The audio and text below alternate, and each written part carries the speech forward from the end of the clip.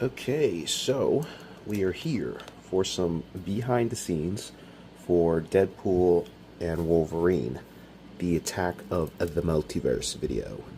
So this is kind of just the start. I haven't really done much. I'm like a minute maybe into the video right now, but I want to kind of, show you guys what I got going on here because I haven't really covered anything yet. But yeah, so this is the main set. It is a big sheet of XPS foam that I have some rock textures in, like actual, like tiny gravel rocks, and a bunch of foam, XPS foam rocks. You can see the XPS foam kind of showing through there. But yeah, these are just some big pieces of rocks that I stack around for different shots to make it look, different every time. That's a little tip for you. Don't make your shots all look the same.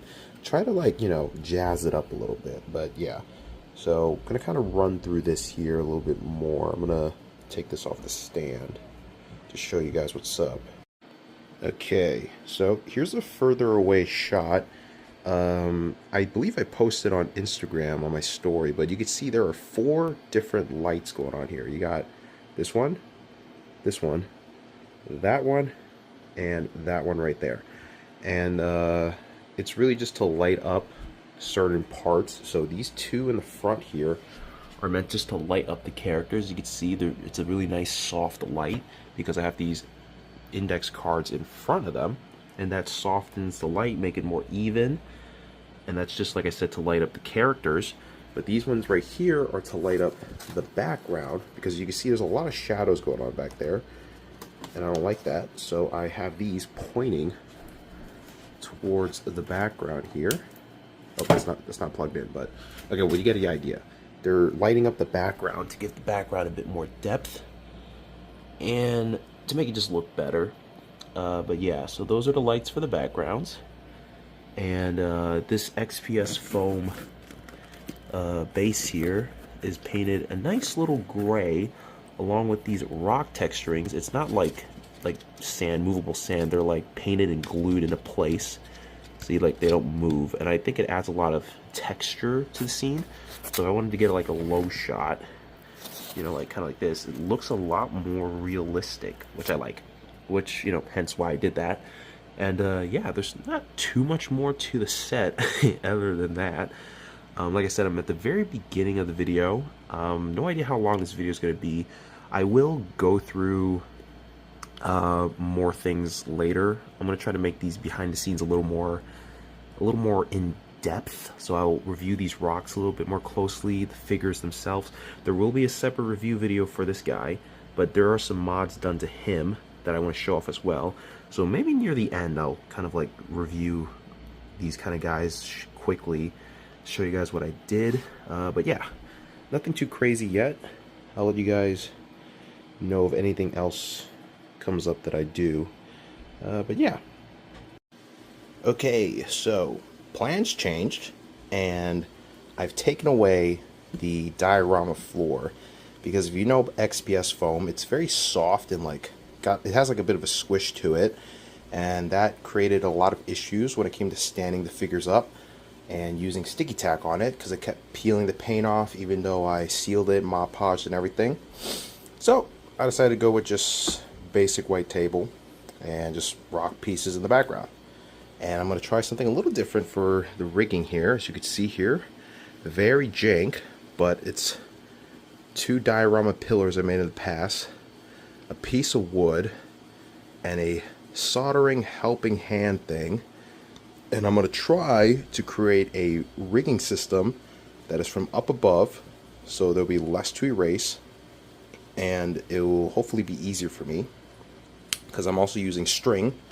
So these little clips here are going to be attached, and I'm going to basically have it hold up a piece of string that I will tie around the figure to create a quote-unquote invisible rig. At least that's what I'm hoping to achieve here. So, hopefully it works. If it doesn't, I will record a new segment talking about how it didn't work. Also, since I'm starting everything over, I don't know if I mentioned that, at this point, current point, while I'm recording this, I'm starting everything over again. I have painted Red Hood. He's now red. He has brand new deagles, 3D printed deagles. And yeah, so there's that. And yeah, so I'm going to try to capture some footage. And once I get some footage and I am happy, I will show you guys that on my computer. And yeah, so see you whenever that happens. Okay, back for some more behind the scenes here. So I just did a shot with this rig. Sorry if you hear my dogs in the background. They're barking. I gotta go take care of them after this. But I just did a shot with this rig, and it's kind of like hard to see, but you know, there's a white piece of string here. As said before, I'm doing it with the string, and I'll show a screen recording of the shot here.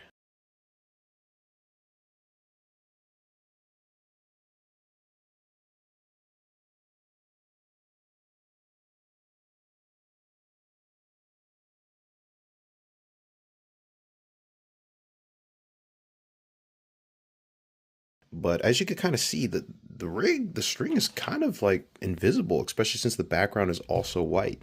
So I think this is a pretty good rig. It works really well. Of course, for maybe shots where the character is like flying around doing flips and stuff, it won't be that good unless you have a second string tied to it to like lift up certain parts of his body. But so far, for just like that simple shot that I did, it worked really, really well. I don't really have to do any erasing, maybe a little bit of blending for like the footage in there, like when I'm editing it, but it worked really, really well, and I'm very happy how it turned out. Now I'm moving on to another shot. This is a different shot. Currently working on the shot right here. Gonna be doing this. Oh, that is my YouTube video. This shot right here. Gonna be working on these. So that's next. But yeah, it's coming along really good so far. Nothing crazy. I did have to deal with light flickering since the whole set is white. Haven't really figured out a way to fix that, but it's coming along great. So if I have more to show, I will be back to record more. Okay, before my brothers come in here, some more behind the scenes. As you see back here, this is a 20th century kind of like paper cutout, well, foam board cutout with like a perspective drawn into it. I got inspiration from Leo Legendary. Check out his video. He kind of did this kind of thing first, and I just kind of did the same thing, and I think it looks great. And I got a bunch of rocks set up, and now I have 4 lights blasting. I was originally using 3. Actually, no, I have 5 lights blasting now, because I have this one as well. But yeah, so I'm like at the very beginning of the major parts of the fight, and it's looking really good so far. I don't know how the next parts of the fight is going to go, but I'm hoping it'll go well. But yeah, I just want to quickly update you guys what I have going on here. That, still the same back there, but that I've added. And yeah, once I have more, I will show more. I am definitely out of practice for recording behind the scenes, because this is out of order as heck. But I wanted to cover something, which is this right here. I've realized that a lot of people, I have seen a couple of like behind the scene editor stuff from other people, but I realized that not many people talk about, organization of your parts when animating. I'm pretty sure not a lot of people do this, which is to keep your accessories for your figures that you need in an area that you could kind of grab. And I usually do it with these kind of like jewelry containers, I think they're called. I got these, man, years ago now when I first started the YouTube channel. So it's been about 5 years I've had this thing. But yeah, so I kind of have these smaller ones. I use this one and a second one that I have. By the way, I am preparing for a Venom versus TASM Spider-Man. And Miguel will be featured in it as well, but I am preparing for that video. Just having this here is very, very useful because, you just keep everything organized. So, if I need Wolvie over here and, I need one of his hands to be swapped out, instead of having it all over the table, I have it in this container that I could move around and all that. And it's very, very convenient. Same thing for like Deadpool's hands, weapon area, interchangeable heads. By the way, this is a custom made head by me, 3D printed with a removable face or mouth plate. It's kind of hard. You can see it's removable.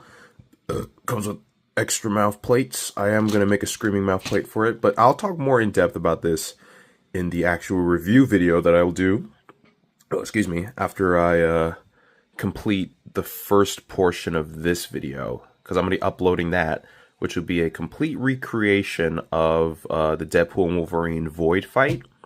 And then after uploading that, I will create the full video, which will have my own little special twist near the middle of it. If you follow me on Instagram, you'll know what the twist is. But yeah, I will be showing off that part in this behind the scenes as well, once I get around to it. But yeah, I just want to kind of cover this. This is a very helpful thing. I highly recommend getting a jewelry box to put all your figure stuff, because they have these separators, so you could place things in certain areas, and these are removable as well. So yeah, these are very, very nice. But yeah, I just want to kind of go over that really quick. I am about the middle-ish of this sequence so far. And yeah, at the very end of the behind the scenes, I think I mentioned it in the beginning. So one of the first few clips I recorded, I will be going over all these kind of things, like the diorama sets, the figures themselves, a bit of a bigger overview, along with accessories and mods I've done to Deadpool here as well. But yeah, so that's what I kind of want to record, and if I have more, I will record more. And I keep saying that.